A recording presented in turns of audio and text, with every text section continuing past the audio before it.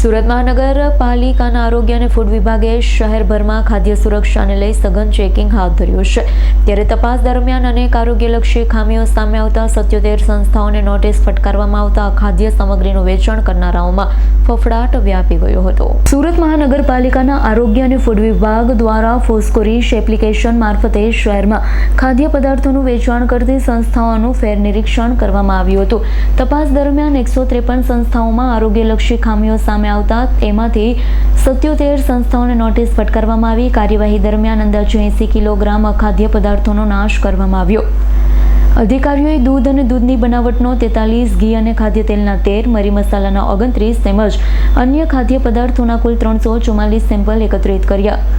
ઉપરાંત શહેરભરમાં કુલ 429 એન્ફોર્સમેન્ટ અને surveillance sample તપાસ માટે મોકલવામાં આવ્યા। શહેરની 15 દૂધ વિતરણ કરતી સંસ્થાઓમાંથી પણ દૂધના સેમ્પલ લઈ પાલિકાની પબ્લિક હેલ્થ લેબમાં પૃથ્થકરણ માટે મોકલવામાં આવ્યા। રિપોર્ટ આવ્યા બાદ નિયમ મુજબ વધુ કાર્યવાહી હાથ ધરવામાં આવશે। હું food safety officer Vaishali Desai, Surat મહાનગરપાલિકા।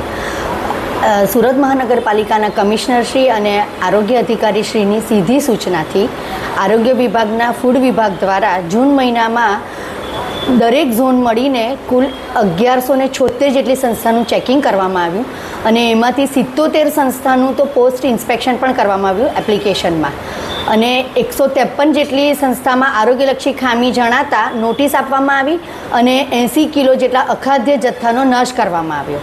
તેમજ 43 દૂધની બનાવટના 13, ખાદ્ય તેલ અને ઘીના અને મરી મસાલાના 29 નમૂના અને અન્ય નમૂના 344 એમ કુલ 429 નમૂનાઓ લેવામાં આવ્યા અને પૃથ્થકરણ માટે લેબોરેટરીમાં મોકલી આપવામાં આવ્યા છે અને તે ઉપરાંત 4174 કિલો શંકાસ્પદ ખાદ્ય પદાર્થને સીઝ પણ કરવામાં આવ્યો છે અને સુરતમાં જે ટેન્કરો દ્વારા અલગ અલગ ડેરીઓમાં દૂધ સપ્લાય કરવામાં આવે છે અને તે ડેરીઓ પછી જે દૂધનું વેચાણ કરે છે તેના પણ સેમ્પલ લેવામાં આવે છે। દરેક ઝોનમાંથી મળીને કુલ 15 જેટલા નમૂના લીધેલા હતા અને એને લેબોરેટરીમાં ટેસ્ટિંગ માટે મોકલી આપ્યા છે અને જો એના રિઝલ્ટ આવશે એટલે આગળની કાર્યવાહી કરવામાં આવશે।